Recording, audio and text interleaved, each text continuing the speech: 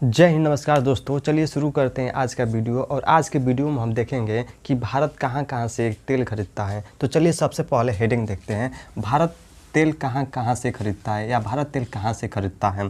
देखिए, भारत को हर दिन मतलब प्रतिदिन 50 लाख बैरल से ज़्यादा तेल की ज़रूरत है।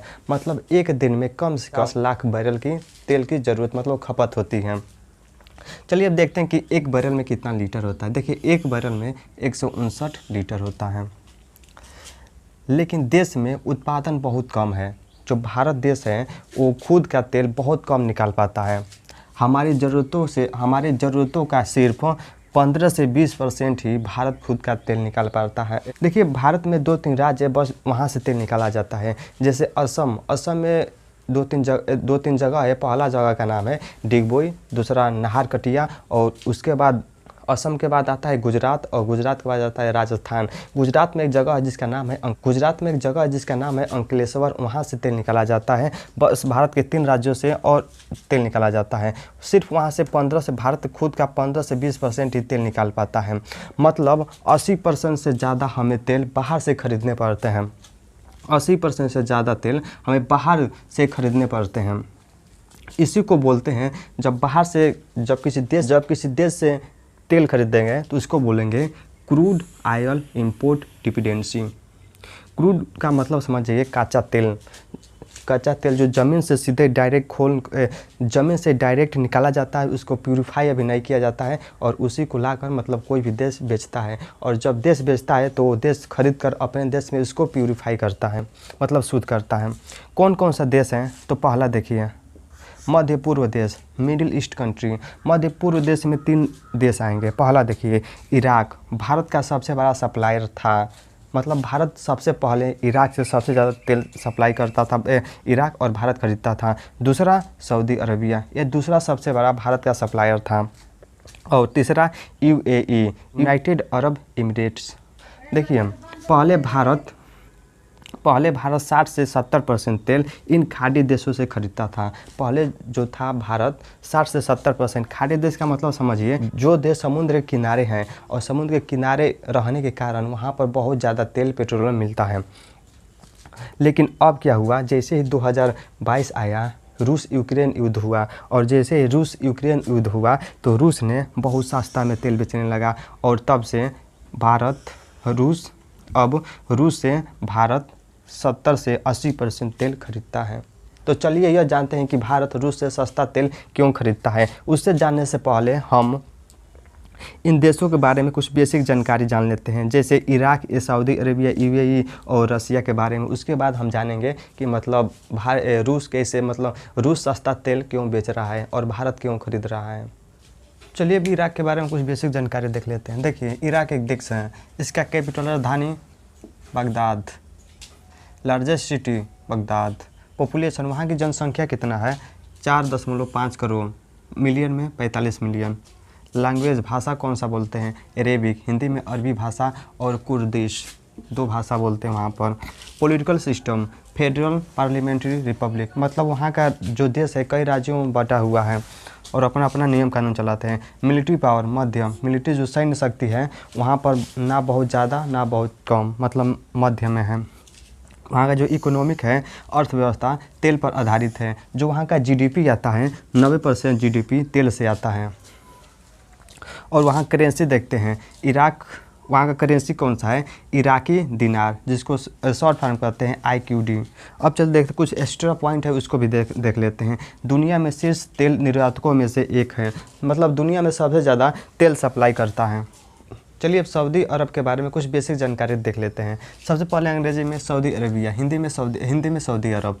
देखिए, इसको शॉर्ट फॉर्म मतलब छोटा नाम सऊदी कहते हैं। ठीक, इसका कैपिटल राजधानी है Riyadh, largest city Riyadh. Population मतलब जनसंख्या वहाँ कितनी है? 3.6 करोड़, मतलब 36 मिलियन।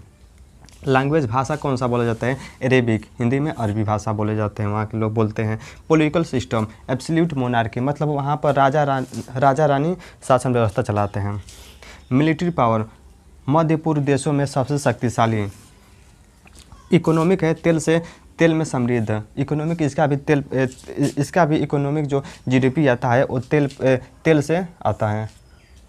करेंसी सऊदी रियाद, जिसका शॉर्ट फॉर्म होता है SAR।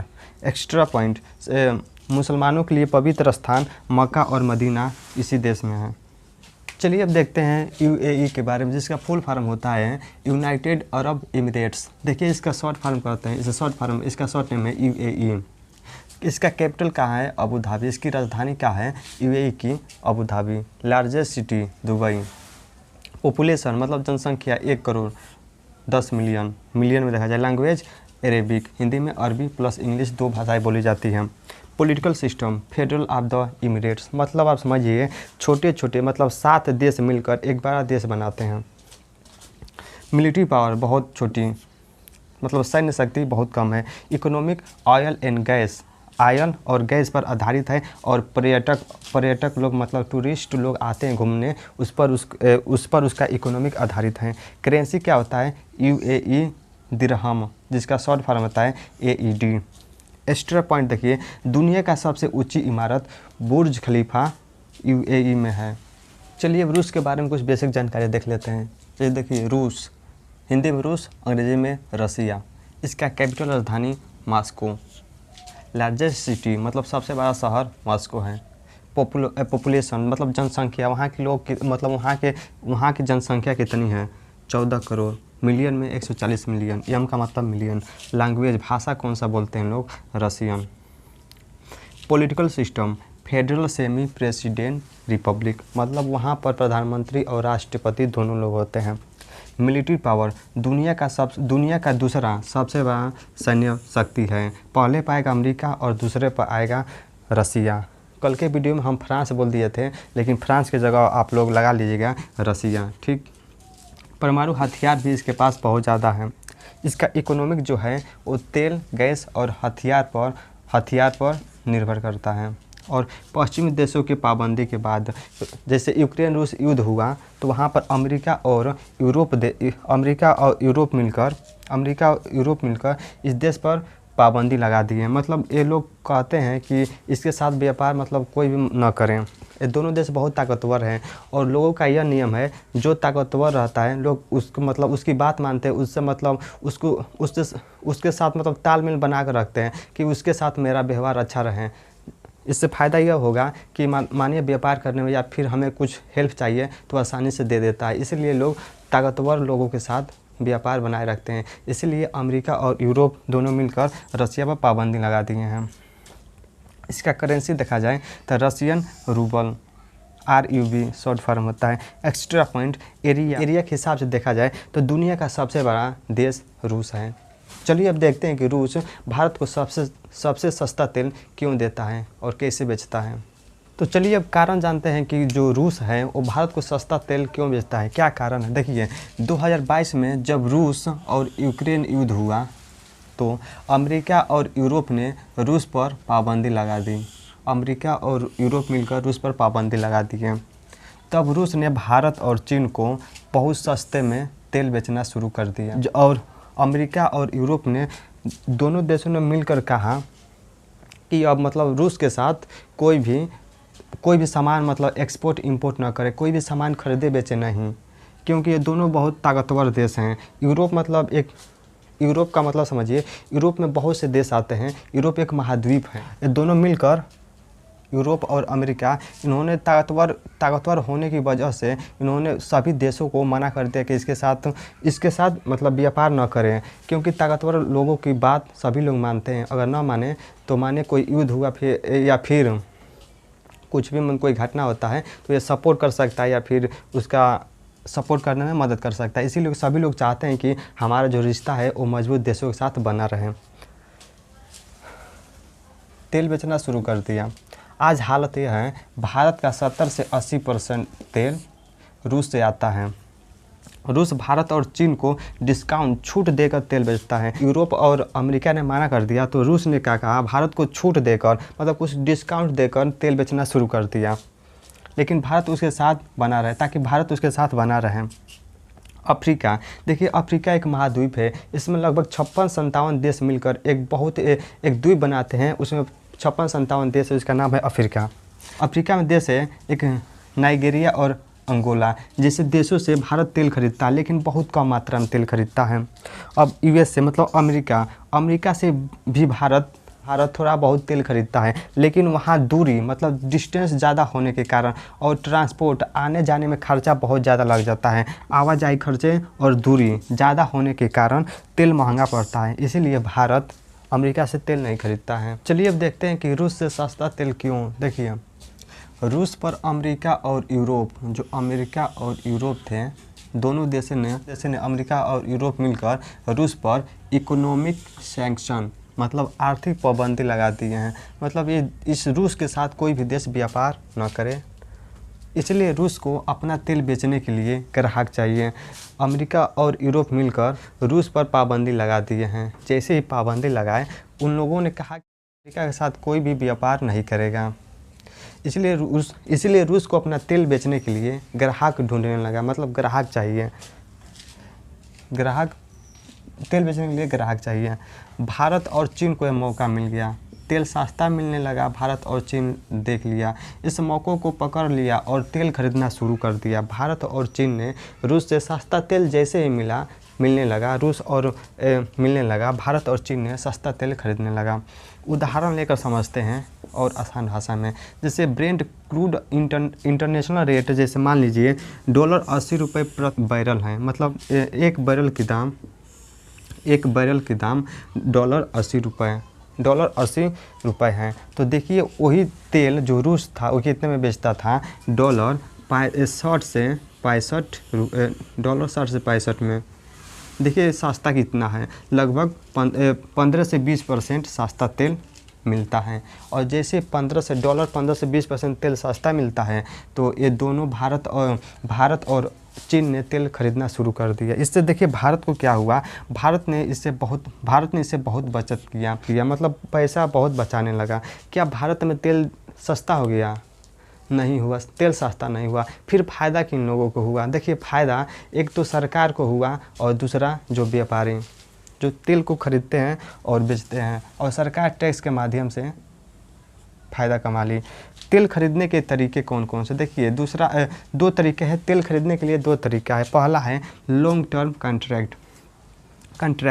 लॉन्ग टर्म कॉन्ट्रैक्ट का मतलब समझिए, किसी देश के साथ कहा गया कि हम आपके साथ तेल खरीदेंगे, मतलब बहुत ज़्यादा दिनों सा रिलेशन है। और दूसरा है स्पॉट मार्केट, मतलब जैसे ही कोई भी देश के साथ सस्ता तेल मिलेगा, हम उसके साथ तुरंत ही तेल खरीदना शुरू कर देंगे।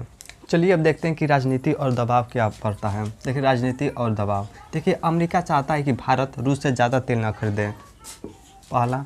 दूसरा, लेकिन भारत कहता है कि हमें अपनी जनता को सस्ता तेल देना है, इसलिए जहाँ से सस्ता तेल मिलेगा हम वहीं से खरीदेंगे।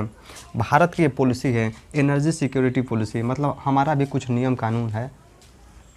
इसलिए भारत एक ही देश के पर निर्भर नहीं रहता है। इसलिए भारत कहता है कि हम एक देश के साथ केवल तेल नहीं खरीद सकते हैं। भारत कहता है कि कई देशों के साथ व्यापार करेंगे और तेल खरीदेंगे, जिससे संतुलन बना रहेगा। भारत का स्पष्ट कथन है कि जहाँ से सस्ता तेल वहीं से सौदा। चलिए अब देखते हैं, जब तेल खरीद कर आता है वो होता है क्रूड ऑयल, जिसको पेट्रोलियम बोलते हैं। उसमें बहुत से अशुद्धियाँ मिली होती है, उसे शुद्ध कैसे किया जाता है और कौन सा, जैसे सीएनजी, डीजल, पेट्रोल और लुब्रिकेंट, ये कैसे प्राप्त होता है।